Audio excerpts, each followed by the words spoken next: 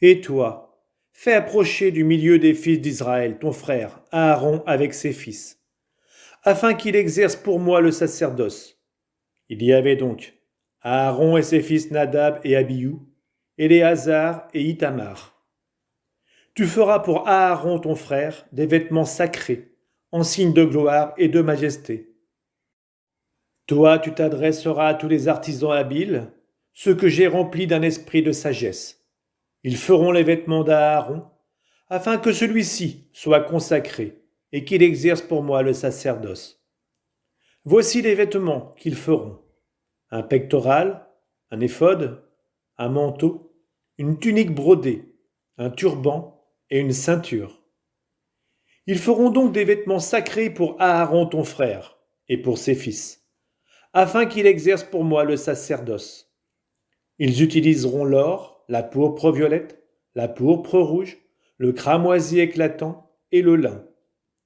Ils feront l'éphod en or, pourpre violette et pourpre rouge, cramoisi éclatant et lin retors.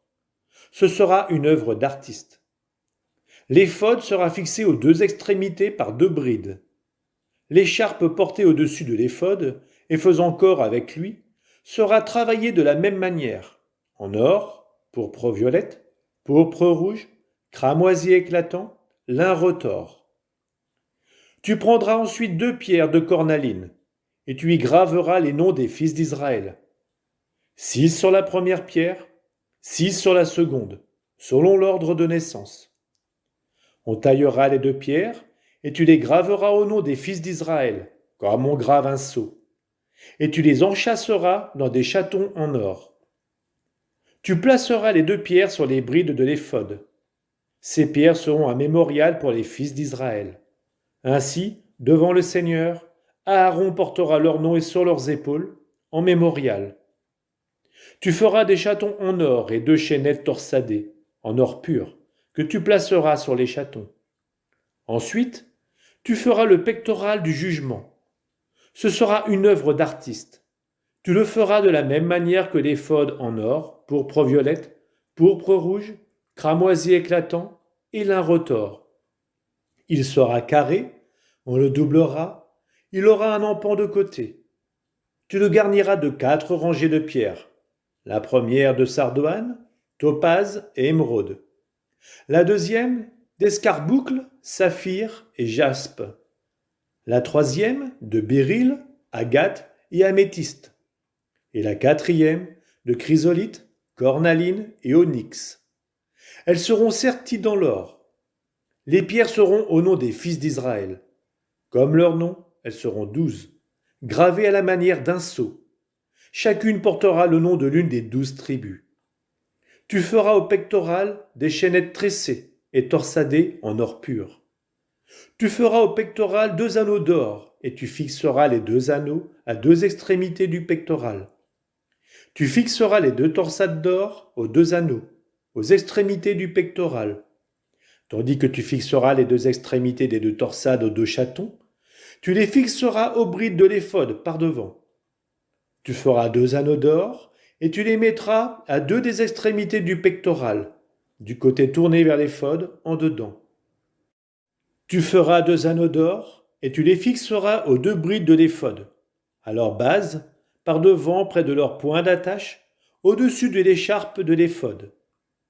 On reliera le pectoral par ses anneaux aux anneaux de l'éphod, avec un cordon de pourpre violette.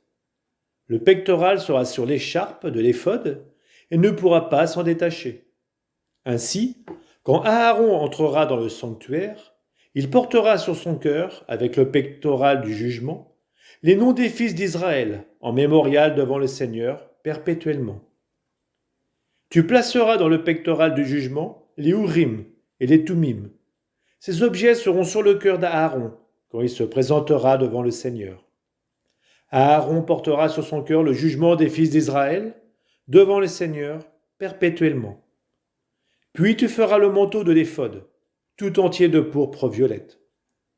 Il aura en son milieu une ouverture pour la tête, bordée comme celle d'une cuirasse, et donc indéchirable. Ce sera l'œuvre d'un ouvrier tisserand. Sur les pans du manteau, tout autour, Tu feras des grenades de pourpre violette, de pourpre rouge, de cramoisi éclatant, alternant avec des clochettes d'or tout autour. Clochettes d'or et grenades, clochettes d'or et grenades, sur les pans du manteau tout autour. Aaron portera ce manteau quand il officiera. On entendra le son des clochettes, quand il entrera dans le sanctuaire, devant le Seigneur, ou qu'il en sortira, et ainsi il ne mourra pas. Puis tu feras un fleuron d'or pur, comme sur un sceau, tu y graveras l'inscription « Consacré au Seigneur ». Tu attacheras le fleuron à un cordon de pourpre violette, et tu le placeras sur le devant du turban. Il se trouvera sur le front d'Aaron, et Aaron portera ainsi les fautes commises envers les choses saintes, que consacreront les fils d'Israël, quelles que soient les choses saintes qu'ils donnent. Le fleuron restera toujours sur son front, pour que ses dons trouvent grâce devant le Seigneur. Enfin, tu broderas une tunique de lin. Tu feras un turban de lin et une ceinture. Ce sera l'œuvre d'un artisan brocheur. Pour les fils d'Aaron, tu feras des tuniques, des ceintures et des tiares, en signe de gloire et de majesté.